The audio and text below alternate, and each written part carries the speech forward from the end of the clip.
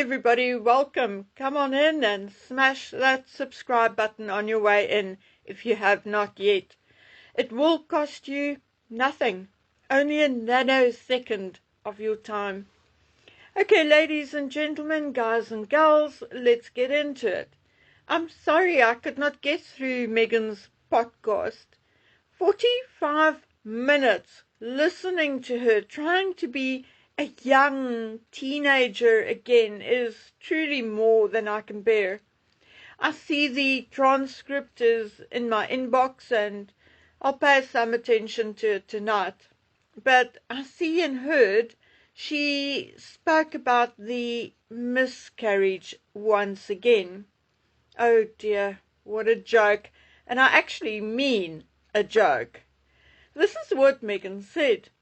I've spoken about the miscarriage that we experienced, I think in some parallel way, when you have to learn to detach from the thing that you have so much promise and hope for, and to be able to be okay at a certain point, to let something go that you plan to love for a long time.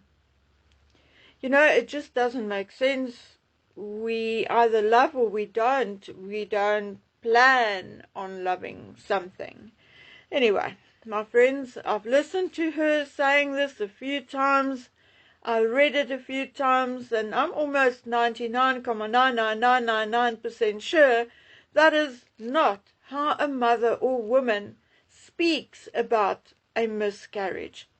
I know from my own experience and that of my daughters that the moment it is confirmed that you are pregnant, you immediately start seeing it as a little human being, as a little baby. They can tell you 1,000,000 times that it is okay. It is only still the size of a bean, and you will still see it as a miniature human. You assign character to it in your mind, even before you had your first sonar. Every flutter, even if just nerves, is for you the little person. You are so overly aware of that tiny little human growing inside of you, okay, that I just cannot imagine for a second that I or any of my daughters would have referred to it as the thing. Not ever. To let something go, something you plan to love for a long time. Well, my dear, as I said, you don't plan to love something. You either love it or you don't. And when you talk about something, you talk about maybe a nice decorative chair or a nice duvet or a favorite pair of shoes. That's something that you plan to love, or you learn to love, or you get to love. Not part of you, not a child. You either love that child from the day you hear that you're pregnant, or you don't. And then also, if you loved it, that thing, why dump it like a wrapped packet of oily chips under a banyan tree? Why not ask the hospital to arrange with an undertaker to deliver the ashes to you in a proper little wooden box after cremation? God Almighty, I did that with our old dog Rover. It did not cost us the price of a farm to have him cremated and then get him back in a neat and tidy little wooden box. That is respect and love. With Mr. Birdie, we wrapped him in a piece of the blanket we covered his cage with at night. and we put it into the hole Dragon Man dug. We sprinkled flowers and leaves over him and then covered the hole. The next day we planted a fruit tree there. That is love and respect. And have you heard me refer to either Rover or Mr. Birdie as it? No. But for Megan, it was just an it. So why bother even wanting the remains? That is, if it even happened. And I don't think it did. I think it was all an exercise in manipulation again, and a way of getting some attention again. The fact that she had to copy another woman's words to write about the miscarriage tells me it never happened. Anyway, maybe I'll try the next podcast. The thing is also that everyone is asking, why does Megan not ask her guests more about their businesses? Ask for business tips, etc. Well, I think it's simple. Megan knows less than nothing about business. Both her parents declared bankruptcy at some point, as did her brother and sister. Mexie got paid rather well for her small role in Suits, but when she left Suits, she owned nothing, not even her own car. I do not believe she had $5 million in the bank either. Megan's lifestyle, drinking, snorting, smoking, is indeed costly, and so is going on holiday to Greece and wherever else. Yes, she conned a magazine or two to send it to places like, say, Malta, but the rest of the time all the money was spent on trying to find the next richer boyfriend or potential husband. And that, my friends, is a very expensive endeavor.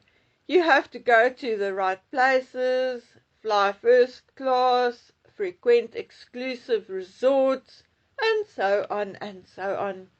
Megan has no idea how to make her money work for her and grow. For her, it's all about what everything looks like. Megan is like one of those people you have this kind of conversation with. What kind of car do you drive, Megan? A shiny red one with silver trim, bookworm. Yes, Megan doesn't care about value. She doesn't care about performance. She cares about how everything looks.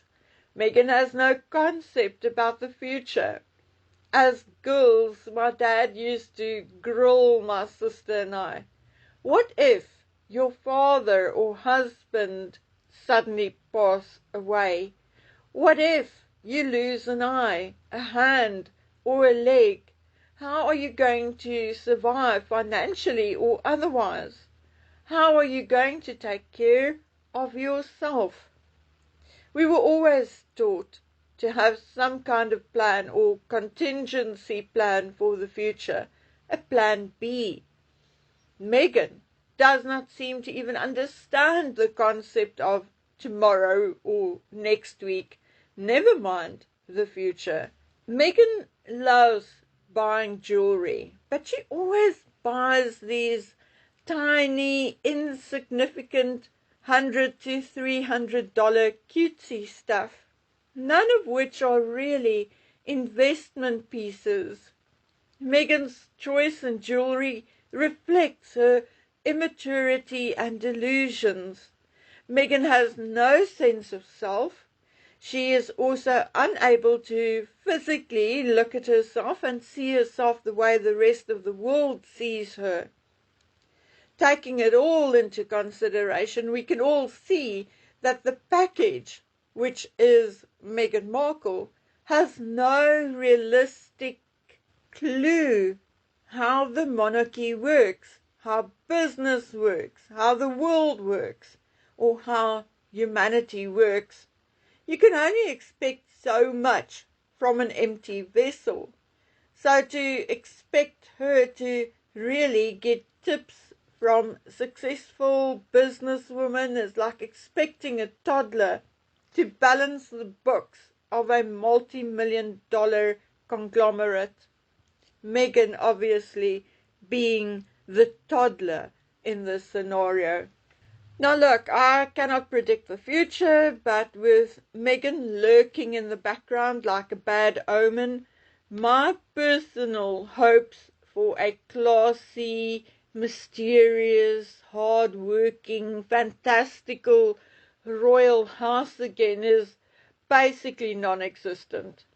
Meghan and Harry has drawn back the curtains and opened the doors to all and sundry to dig in the royal mud pool for even more dirt and dung.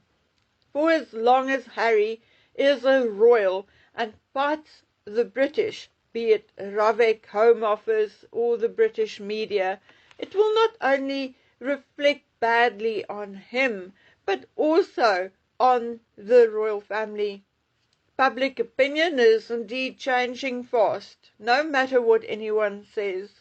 And Harry and Meghan's behavior is definitely a contributing factor. Anyway, guys, I'll chat to you over the Easter weekend, but I'm also in a great big hurry to start getting some of the things I had been putting off forever in order.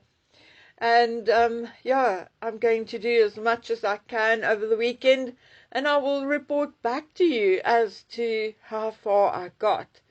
At least I managed to put up a shelf which had been lying around here for about 6 months. We are also lifting the old broken tiles in the kitchen. Well, we are trying to do more of the actual work ourselves because our economy is a little wonky, to say the least. Yes, and I am planting tomatoes, papaya and apricot trees, lemon and mango trees. I mean, every little bit helps. And it keeps us busy outdoors rather than being stuck indoors behind the computer all the time. So there you go. I'm sure I'll see you, or at least talk to you again soon. Bye.